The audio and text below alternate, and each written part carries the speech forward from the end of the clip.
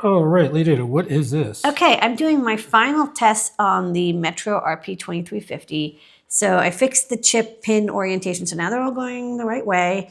And I relayed out the board and now I'm testing everything. And thankfully, pretty much everything is working. I had one component that was the wrong value. I just hand fixed it. I tested the micro SD, the debug, the PSRAM is working, all the GPIO, and there's an HSTX port. So connecting that to my DVI and we can have some festive holiday turtle. And then here's the REPL.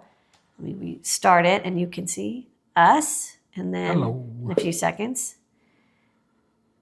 it's a beautiful Christmas tree. So this is the turtle program running with DVI output, 640 by 480 pixel doubled color display, little star on top. So now I know the DVI works, all the pins work. This board is ready to order and it's going to be in the shop real soon.